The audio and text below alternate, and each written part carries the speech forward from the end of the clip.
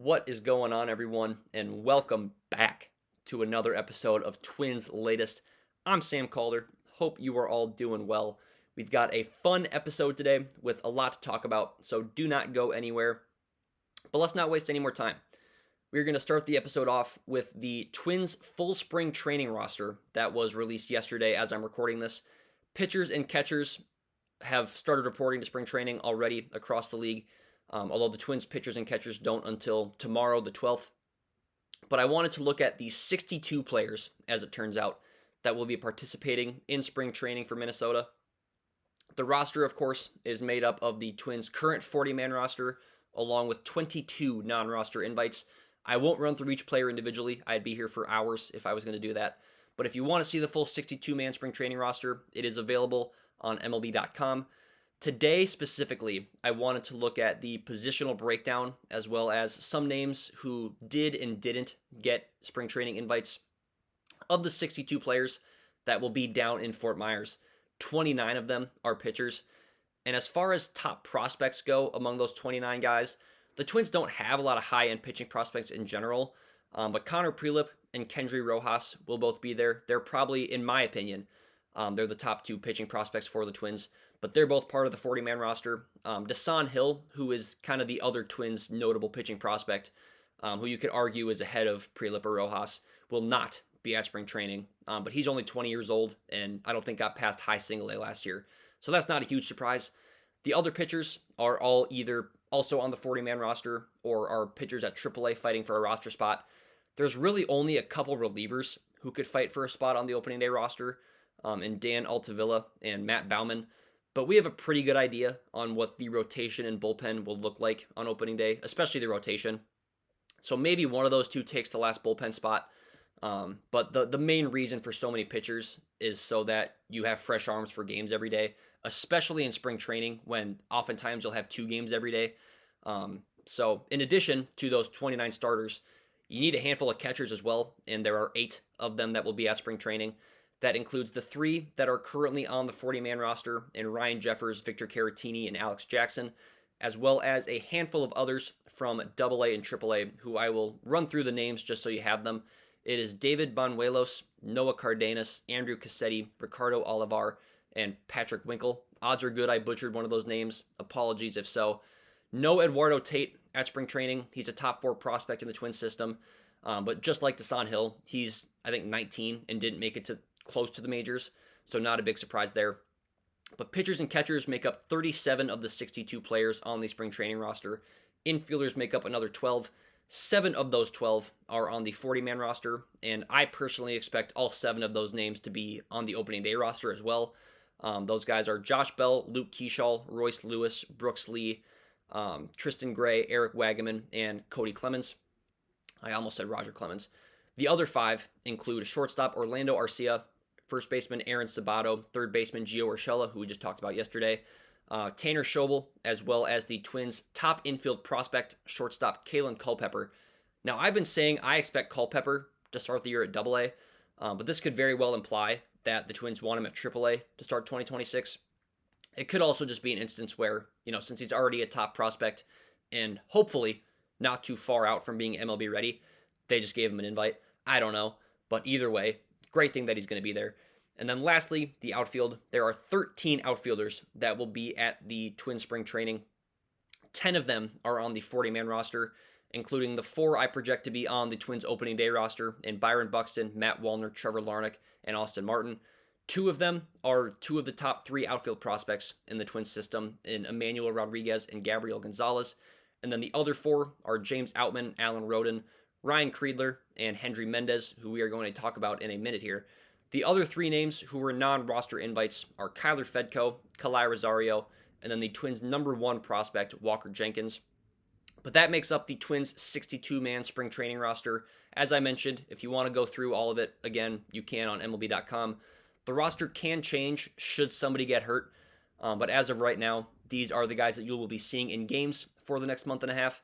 And a lot of top prospects will be on display. So it's going to be a lot of fun to watch. But moving on from spring training, we've got today's prospect deep dive. And today we are looking at someone we have not talked about really at all this offseason, And I just mentioned his name. It is outfielder Hendry Mendez. Mendez is a 6'3", 175-pound outfielder and is ranked as the Twins' 25th prospect on MLB Pipeline, although that is as of late 2025. So when the 2026 top 30 team prospects list comes out, I will update you guys on where Mendez, as well as the rest of the Twins prospects that we have/will continue to talk about, are ranked. But for now, Mendez is at 25. The Twins acquired him at the trade deadline last July from the Phillies as part of the Harrison Bader trade. He's a really good hitter and got on base in 40% of his plate appearances at AA last year while hitting .299. He is an extremely talented pure hitter, but he is not a power hitter. He had just 31 extra base hits in 118 games last year at AA. Part of that can be contributed to his absurd 54% ground ball rate across every ball that was put in play last year. And 54% was actually down from the 60% ground ball rate that he had in 2023 and 2024. He's not expected to be a huge source of power. His power has a 40 grade, which is slightly below league average, but I'd still like to see that ground ball rate come down a little bit. Well, a lot of it ideally, but for him, just a little bit. In addition to his high batting average at AA last year, he struck out just 65 times in 118 games while walking 67 times. It is really rare, especially in today's game, to see a 21-year-old walk more than he strikes out. And it wasn't like he was doing it at, rookie ball or low single A. Double A is a good level of baseball, and it was a full season. It's not like he did it in a 20-game sample size. Mendez can run, but he's not a speed threat per se. He stole 10 bases last year, but that's compared to 3 in 2024 and 0 in 2023. It seems like that might be something he's trying to improve upon, the speed, which would be great for an outfielder. Defensively, he's played some right field in his career, but every inning he spent in the outfield in 2025 came in left field, which is great because that's probably the weakest part of the Twins outfield right now. I would say both in the majors and the minors. Walker Jenkins and Emmanuel Rodriguez have played both primarily in center field in their minor league career. Gabriel Gonzalez has been all over. And then Trevor Larnach, of course, is the starting left fielder right now for the Twins. Projected, I should say. The downside with Mendez, which, to be fair, isn't really his fault, is that he's a lefty. And not only do the Twins have a couple left-handed hitting outfielders in the majors right now with Matt Wallner and Trevor Larnach, but their top two outfield prospects in Walker Jenkins and Emmanuel Rodriguez are both lefties. So presumably, he's going to need to separate himself because of that. And injuries can happen, but it'll be tough for him to get playing time at AAA in the majors with those guys in the mix as well. All in all, I like Hendry Mendez as a prospect. He's a very good pure hitter who does not swing and miss much, gets on base at a very impressive rate, but he needs to add another element to his game if he's going to separate himself from the rest of the minor league outfielders. I anticipate he'll start the year at AA just with how crowded the AAA outfield projects to be. But I don't think it will be long before he finds himself there. Probably once the first outfielder at AAA gets called up to the majors or hurt, that's when he'll get moved up. But overall, he's shown a lot of flashes for a now 22-year-old and could definitely continue to trend upwards if he continues doing what he's doing. So I'm a big fan of Hendry Mendez as a prospect. But let's shift from him to something I saw earlier today that I found interesting. Aaron Gleeman, who covers the Twins for The Athletic, tweeted out that the Twins' current payroll is $35 million less than it was on opening day last year, $60 million less than it was in 2023, and $70 million below the average MLB team's payroll for 2026. So why would I bring this up? The Pohlad family, who owns the Twins, reportedly had the team in upwards of $500 million in debt last season, and so they tried to sell the team, which would have been a smart decision if they were actually able to, but they couldn't because no major investor wanted to take on all that debt. So where did that debt come from? From the digging that I've done, it sounds like it's a result of multiple things. The first being the demise of Bally Sports North. They were the network that televised the Twins games on TV for a while, but they had to rebrand to, I think, FanDuel Sports Network following the bankruptcy of their parent company, Diamond Sports Group. Another reason is the lack of attendance going back to COVID. The Twins had their lowest full season attendance mark in Target Field history last year and ranked 24th out of 30 MLB teams in total attendance in 2025. They've been struggling with that for far longer than just last year, though. And with how bad this team has been outside of that 2023 season where they made it to the ALDS, that doesn't really shock me. They also had some renovations done to Target Field that added to that debt total. The good news is that despite not having a new majority owner, the Twins did bring in some investors to help settle most of their debt. The Pohlads sold over 20% of the team with the specific intent to clear up the debt with the newly invested money.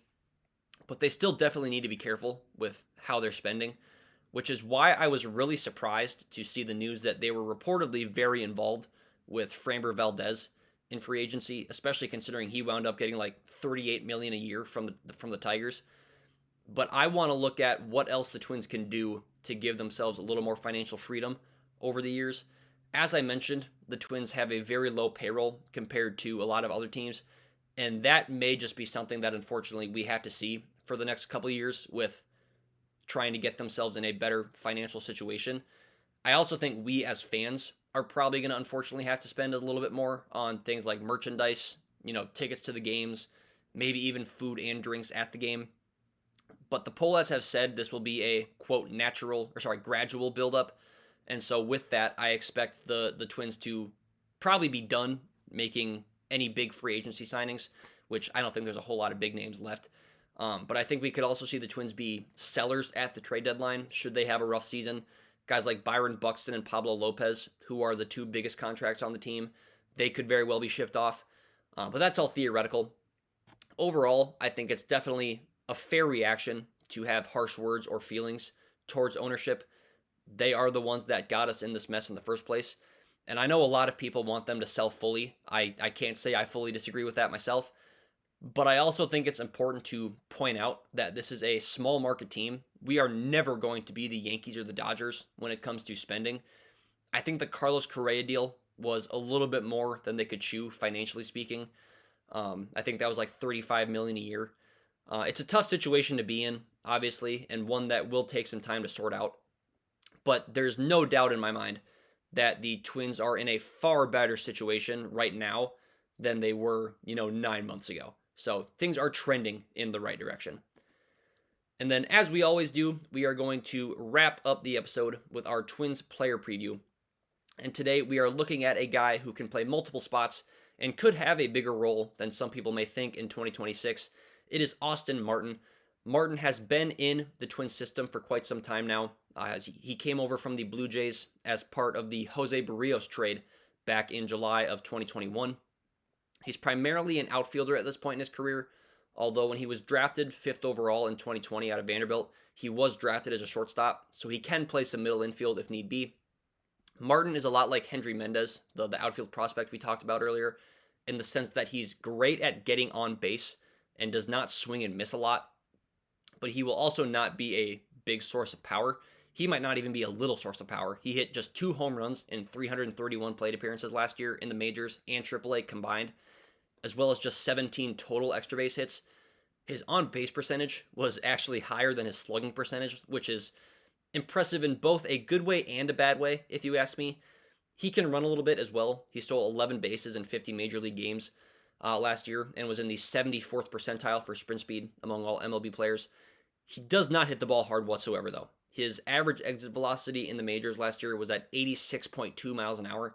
That would have been somewhere between the 10th and 15th percentile of all major league hitters.